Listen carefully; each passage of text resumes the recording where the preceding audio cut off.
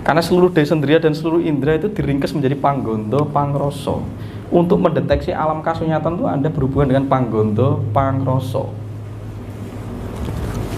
Karena sesuatu yang paling mendekati materi terkecil atau mendekati kebenaran quark ya, paling susunan atom terkecil itu hanya penciuman dan pangroso, rasa sejati.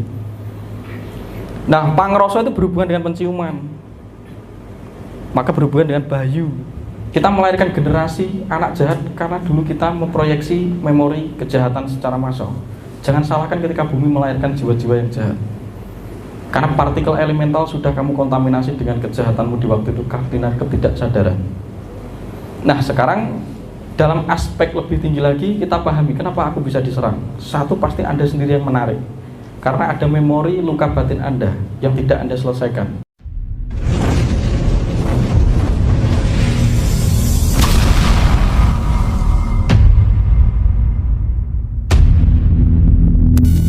Kita sedang tidak berada di dalam pola yang tepat, karena dibalik.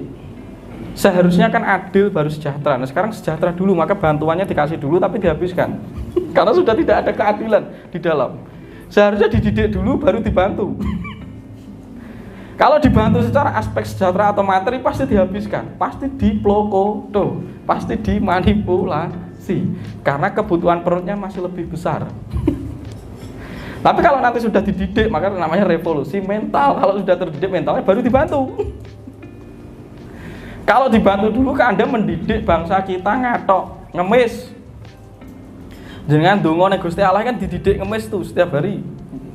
Mergo dihitung, diwehi pahala apa ora dan sebagainya, itu sudah dididik kapitalis sejak dini.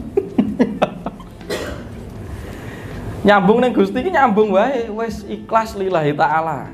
Begitu. Anda harus mengarah kepada sana. Karena di dalam kelilahan Anda kaya dan ombo segoro, maka Anda akan dikelilingi keberlimpahan. Orang Jawa tidak pernah meminta, tapi lebih banyak matur suwun atau bersyukur. Doa tertinggi itu bersyukur. Nek doa bertinggi ngerengek atau ngemis, lah itu mental rendahan. Justru pengemis itu selalu berada di dalam kekurangan. Itu dalam personifikasi energi. Gustimu moho gede, matur suwun, nek matur suwun kamu ombo, karena kamu menjadi energi yang sama dengan si Tuhan itu, dinamakan keberlimpahan. Jadi kalau orang itu berkata kamu berdoa dalam kondisi yang syukur, tenang, damai, maka kalau orang di atas gunung itu mau mengambil pulung itu atau wahyu biar jadi jabatan, itu karena kalau di atas gunung itu ketenang, rileks, terjadi keterkoneksian dengan seluruh alam di sekitarnya. Akhirnya ketika seperti itu berdoa atau menyabda masih terjadi. Karena dalam kondisi ketersatuan dan ketenangan, kedamaian, kesukacitaan, doamu itu bekerja 3 kali 4 kali lipat daripada kamu merengek. Karena ingat, yang ditangkap oleh alam adalah pantulan kualitas emosi batin. Kowe ndonga entek sak kitab tapi nek batinmu kemerungsung wis ora kelakon. Dan jarake mok sak perkataan, sak ababmu tok saja. Sak mleteke idumu atau suaramu saja. Tapi kalau batinmu itu menjangkau realitas, makanya disebut jumeneng atau telepati. Itu begitu Pak ya. Tadi sudah tak jawab ya. Terus jenengan tadi ada apa? Komunitas Pangusadan. Nanti yang 9/4 tadi itu yang pertama sebelum ini apa itu akan tahapannya atau tidak? Oke. Jadi begini, dasarnya kembali kepada sadar. Sadari mana yang butuh, mana yang ingin. Bedakan dulu ini. Mulai bertanya ternyata dan ngobrol sendiri. Konon orang yang banyak ngobrol dengan dirinya itu orang pinter. Jadi nek wong ngomong dhewe itu jane tandane wong pinter. Cuma nek ngomong ning depan wong edan. Mergo enek koncoe. Tapi sebenarnya orang pinter, tapi dihakimi edan. Yang membuat baik dan buruk itu lingkungan, bukan siapa, lingkungan. Lingkungan kita itu sedang menjalani karma kolektif. Penjahat yang membunuh kita itu sebenarnya lingkungan kita sendiri secara tidak langsung. Ya karena apa? Ya karena kita bareng membangun kesadaran yang berada di dalam 3 generasi. Dan kita setujui ini baik, ini buruk, itu kan persetujuan suatu kelompok. Nek sesuai kepentingan ego kelompok baik, nek tidak buruk. Nah kita harus keluar dari ini dulu. Keluar dari dinamika ini dulu. Mulai bertanya, yo nek aku arep iki jane butuh ning awakmu apa? Wong aku ya wis sakmene umurku misalnya gitu. Terus aku nek butuh mulai bertanya seperti itu. Maka itu disebut ngrekso ing badan sarira. Jadi kita mulai bertanya kepada diri kita. Itu semedi dasarnya mindfulness. Jadi neng nung, nek urung iso ngening ngenung, direnungi sik. Nek ngenung ruwet ngening, wes rumose loro tok. Neng nung, bareng kok gung itu tinemu ing nalar, terbuka segala hijab, muncul pemahaman, pengertian. Nek loro-loro gak iso rasa urip. Neng nung, hening dan merenung. Dan apakah setiap orang sama? Apakah setiap orang sama? Tentunya secara substansi dan esensi setiap orang memiliki pembawaannya sendiri-sendiri. Tapi secara sadar makhluk, secara sadar makhluk, karena kita tahu kita adalah makhluk sosial, pasti bisa dibikin mapping yang tepat. Terlepas nanti dia mau menggunakan tingkatan yang mana kan kembali ke setiap pribadinya. Yang penting kita buatkan kalau mapping fisiknya ini, mapping aspek tingkatan mentalnya ini, aspek astralnya ini, aspek spiritualnya ini. Jadi kan dia tinggal membaca, aku ini sudah di mana ini? Wah, aku lebih cocok yang ini. Ya berarti kamu sudah berada di situ, karmikmu. Perjalanan gawanmu dilahirkan itu, cetak birumu itu sudah ada di situ. Makanya setiap pribadi atau setiap murid tidak ada yang sama, tapi bikinkan mapping. Karena mapping ini peta perjalanan kita. Nah ini sudah kehilangan. Jadi nek seenek sing tingkatannya aspek fisik dan mental, oh mungkin dia dikelola untuk menjadi satrio, gitu ya. Jadi satrio yang digunakan untuk menjaga kestabilitasan suatu negara atau suatu kelompok atau suatu organisasi. Maka disebut satrio. Nek sak ngisor satrio itu hanya bersifat fisikal. Tidak memiliki sadar ruang, sadar waktu yang begitu tinggi, masih rendah banget. Ngertine nek dikongkon, ya gak apa-apa itu punggawa. Maka disebut punggawa, pembantu. Jadi dia berada di situ. Berarti nanti naik lagi Satrio Pinandhita, yo nyatriani, yo menjaga stabilitas negara, neng yo ngowahi pangerten kan begitu. Jadi yo pandhita, yo guru, yo guroni, berguru, memberi ilmu, memberi pitutur, pitedah kan begitu. Atau wawasan ilmu. Baru Pinandhita berarti sudah mungkur jadi satrio, bener-bener ngajar pengetahuan, jadi dosen, jadi apa terserah. Baru nanti setelah jadi Pinandhita, ya mungkin ada yang membelah menjadi dua. Baru Pinandhita jadi resi, sing tukang gawe pusaka. Tidak hanya mengajarkan secara oral, tapi mengajarkan secara pusaka, bentuk, lukisan, arsitek, yo keris, yo batik. Itu kan juga media untuk pembelajaran. Maka disebut sastra atau nyastra atau diantra. Jadi ada orang-orang yang mengajar dengan arsitek, bentuk omah joglo, bentuk ukiran-ukiran, itu juga ngajar. Itu masuk di karsian itu. Baru dari ini nanti tingkat jadi karatuan atau kedatuan. Berarti dia sudah menjadi ratu atau memimpin seluruh umat atau suatu bangsa, perkumpulan untuk mengarah kepada sesuatu. Ya terserah orientasinya apa. Baru mungkur begawan. Lah sudah, nek wis kabeh misi accomplish begawan. Wis gak sangok ya nambah-nambah, wis tutup bukune. Buka buku baru nantinya. Tuh, jadi misi jiwa sudah terlaksanakan, urip sak derma nglakoni. Dadi wayah ditinggal-tinggal, neng kan wis nyelehi ning anak turune ini. Nah suatu ketika anak turune iki butuh kita atau kita butuh lagi ke bumi, anak turune maca mantra, terus akhirnya awake dhewe tangi nyapa ya putu kowe medun ning alam dunia, akhirnya dikasih segeh itu, disuguhi. Jadi nek kopi pahit nek apa iki tegese itu membawa arti bahwa nek kopi iki biyen mbahku gawe ngopi ben eling. Apa yang kita hidupkan? Panggondo, pangrasa. Karena seluruh desendria dan seluruh indera itu diringkes menjadi panggondo, pangrasa. Untuk mendeteksi alam kasunyatan itu Anda berhubungan dengan panggondo, pangrasa. Karena sesuatu yang paling mendekati materi terkecil atau mendekati kebenaran quark ya, paling susunan atom terkecil itu hanya penciuman dan pangrasa, rasa sejati. Nah, pangrasa itu berhubungan dengan penciuman. Maka berhubungan dengan bayu. Nah, pangrasa itu airnya. Nah, ketika Anda berada di lingkungan tertentu, ketika Anda gondo sesuatu yang tidak selaras, ya pasti kan gangguan. Makanya nek ngentut ya metu kan, karena itu mengganggu panggondo Anda, akhirnya rasanya gak muncul. Akhirnya karena Anda merasa terganggu, maka dikasih wewangian dupa atau kembang, itu panggondo. Maka diaktifkan lagi panggondo pangrosone leluhur. Kita koneksi lagi dengan leluhur kita. Digondo dan diroso, maka dikei segehan itu. Jadi misal diceluk mbah nek tanah awakmu medun atau lahir lagi, kene endang nitis. Neng anak putu meneh ke anak cucu. Kalau ndak ya sedang mentas. Itu tradisi karena kita estafet. Sing urip ya nulungi si wis mati. Nah, sing mati ini ya kudu ditulungi nanti sing urip. Nek kowe wis mati, berarti sing mati nulungi sing urip ninggalo ilmu. Karena ketika ninggal ilmu, kamu nulungi sing urip. Sing urip ku ya nulungi kamu. Jadi estafet gotong royong. Mergo aku ninggal ilmu itu karena aku tahu diri. Diriku ini ketika setelah mati sudah tidak punya otoritas namanya free will. Karena perangkatnya sudah hancur. Maka yang bisa menolongku hanya apa jarene amale kan gitu. Ya amal itu ilmu yang kamu tinggalkan kepada anak cucumu itu.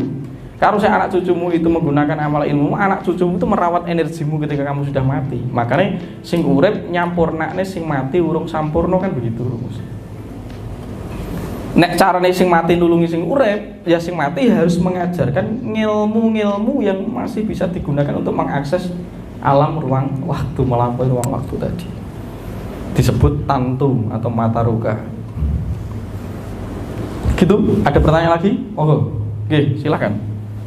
Ingin saya tanyakan kesadaran apakah itu ya namanya sampai jantung, saya mendengar jantung saya istilahnya seperti mempertahankan bahwa tidak terima gitu, sampai dia teriak Allahnya ekstrim, dan itu yang bikin saya menangis karena begitu antusiasnya jantung saya berteriak Allah sampai berulang-ulang.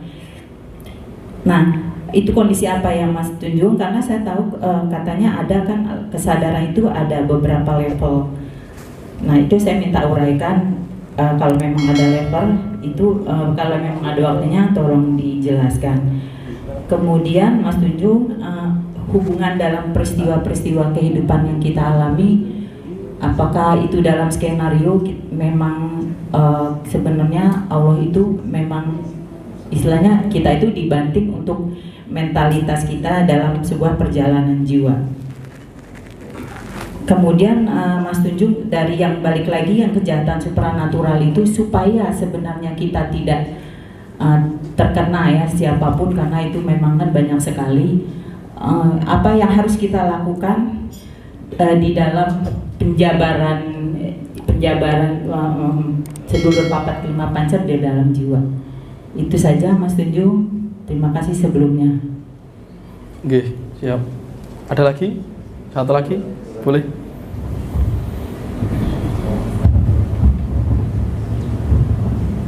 Terima kasih Mas Tunjung. Saya Dimas dari Jakarta, mau nanya sederhana aja tentang perilaku molekular air ya. Kalau tadi bilang leluhur Jawa ditenangkan dulu di dalam kelintuk semalam, apa yang terjadi dengan kita yang kayak satu mandi air panas atau minum air yang kan juga masih distres juga kan karena dipanasin, apakah itu berdampak buruk ke tubuh kita gitu? Itu aja.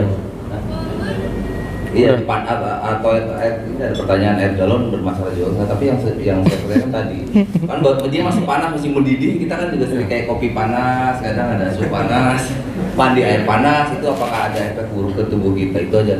Terima kasih Pak. Oke. Kamu tanya, boleh satu lagi? Terima kasih. Terima kasih kepada Mas Tunjung. Terima kasih kepada Mas Tunjung. Yang saya mau tanyakan di sini tentang orang tua ya. Kalau kita yang masih muda-muda yang bisa hadir sekarang ini kan kita masih bisa dituntut kesadarannya. Nah, bagaimana dengan orang-orang tua kita yang kadang sebagian sudah mulai pikun atau semakin tua egonya kan kadang semakin tinggi.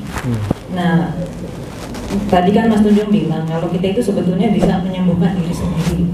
Nah, bagaimana dengan orang tua kita yang sudah sakit-sakitan, stroke dan mulai pikun, itu apa yang bisa kita lakukan Mas Tunjung? Sedangkan mereka kan kalau kita dibilang sakit itu kan nggak boleh meratapi nasib, tapi namanya orang udah sakit, udah tua itu biasanya lebih banyak meratapi nasib. Itu saya minta solusinya Mas Tunjung. Terima kasih. Oke. Udah ya, itu aja ya. Oke. Jadi ibu mengalami seperti apa tadi, trans, mau lepas dari jiwanya atau jiwanya bisa dilihat. Terus berarti yang melihat jiwa itu siapa? Jadi pemahamannya dibenari dulu. Gini, kita adalah konsekuensi karma. Karma itu dari substansi terkecil adalah memori. Dimulai dari memori elemental, atom, evolusioner, genetik, indrawi, pola pikir, pola tindakan, tanah, pancamahbhuta, artikulasi dan tidak dapat diartikulasi. Jadi sudah terjadi pertemuan sejak kecil. Tapi kita hanya memandang aku ini dosa apa dulu. Jangan dilihat di situ. Kecil lagi. Bisa jadi ini adalah dosa kita secara kolektif, bukan individual. Kita melahirkan generasi anak jahat karena dulu kita memproyeksi memori kejahatan secara massal. Jangan salahkan ketika bumi melahirkan jiwa-jiwa yang jahat. Karena partikel elemental sudah kamu kontaminasi dengan kejahatanmu di waktu itu karena ketidaksadaran. Nah sekarang dalam aspek lebih tinggi lagi kita pahami kenapa aku bisa diserang. Satu, pasti Anda sendiri yang menarik. Karena ada memori luka batin Anda yang tidak Anda selesaikan. Sementara energi hanya bertemu medan yang mirip, frekuensi yang sama.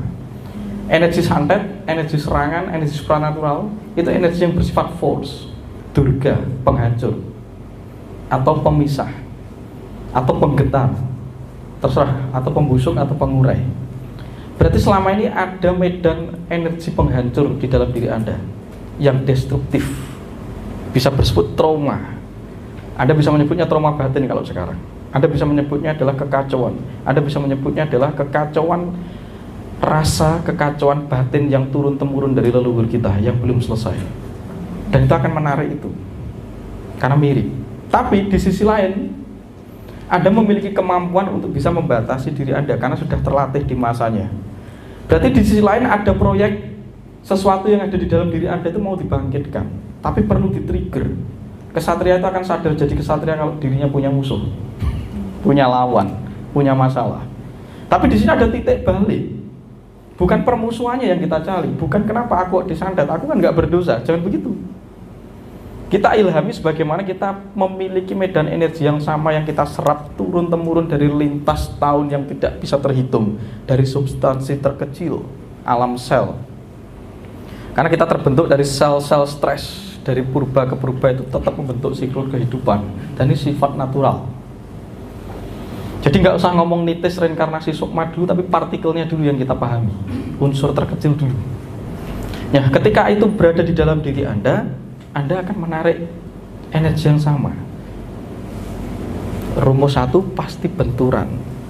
Rumus 2, karena energi itu datang ke Anda, energi itu menjadi trigger pembangkit kesadaran Anda. Kalau tidak seperti itu, Anda tidak mencari pencerahan. Anda tidak mengatasi karma-karma Anda, dan Anda tidak ketemu medan tertinggi. Anda tidak melakukan evolusi, memori evolusi. Anda tidak menuju kesadaran yang lebih tinggi. Maka perlu dikemplang, maka perlu dijotos, karena Anda biar matang, karena itu trigger. Maka disebut memori evolusi yoner. Tujuan kamu ke sini itu berevolusi. Berevolusi. Kesadaran naik atau turun, bertumbuh dan berkembang. Berevolusi.